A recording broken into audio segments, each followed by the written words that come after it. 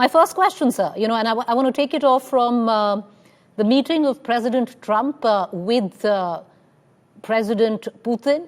Now, President Trump, Mr. Bolton, laid out, if one can call, the red carpet, welcomed Putin in Alaska, a military flyover, a ride in the presidential limousine, completely courted Putin, possibly ending his international isolation. According to you, Ambassador, did Putin clearly have the upper hand? Something which has been criticized by Trump, of your opinion.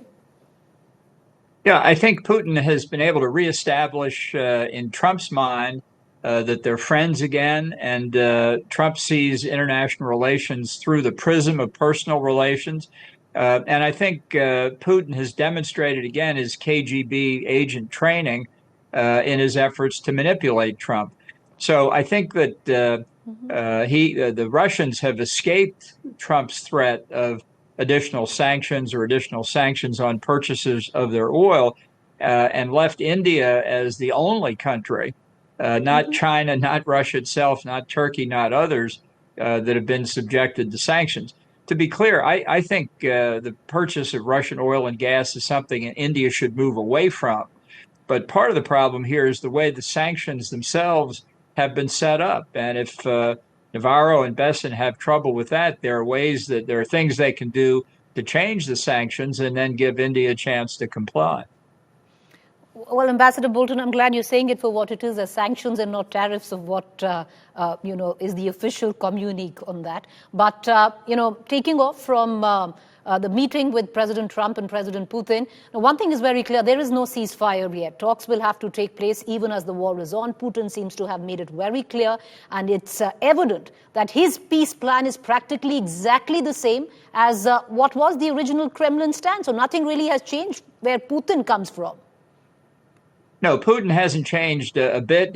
His objective is still to reincorporate Ukraine into a greater Russia, to recreate the Russian Empire. Putin's been telling us this publicly for 20 years. No surprise. Now, do you see President Trump here completely blinded by possibly the lure of a Nobel Prize, being manipulated by President Putin?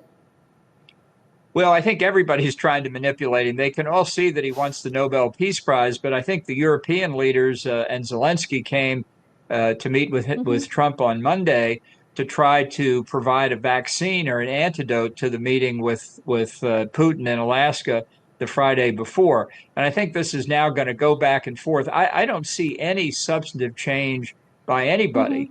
And I don't blame the Ukrainians. If I were in their shoes, I wouldn't concede anything either.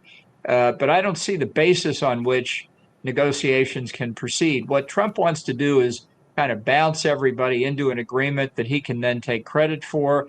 If it falls apart later, I don't think he's so worried about it. He can then blame it on other people. But he wants this to add to his list of accomplishments, like solving the a conflict between Pakistan and India a few months ago, that make it 7 wars out of 7 this year that he's ended. The record doesn't demonstrate it, but this is Trump, the PR expert, trying to campaign for a Nobel Prize. Because if you did look at it, Ambassador Bolton, and maybe you can weigh in on it, because it did seem that President Putin wanted to talk about everything else but Ukraine. He really did not want to address the situation in Ukraine. He's very happy the way things are, it seems. Well, I think he is, but what he proposed to Trump by many reported sources is he demanded the cession by Ukraine of about 1/3 of the Donetsk province, a big part of the province that the Russians haven't been able to conquer, which I think Putin knows is unacceptable to Zelensky and the Ukrainians. So he's trying to put them in the position of being the party that obstructed Trump's peace efforts. You're quite right that he really wants to talk about the bigger picture, the overall relationship with the United States, because he thinks that puts himself in a better frame in Trump's view. Right. But Ambassador Bolton, because where ceding of any land is concerned, it would require a referendum back in Ukraine. Politically, at least right now, it could be impossible. Or do you think it's a different play field? No, I think the Zelensky government would be in real trouble if it gave up any substantial portion of Ukrainian land, even in just a ceasefire. Not talking about sovereignty questions here, at least in the near term, but just what happens in an interim ceasefire or truce.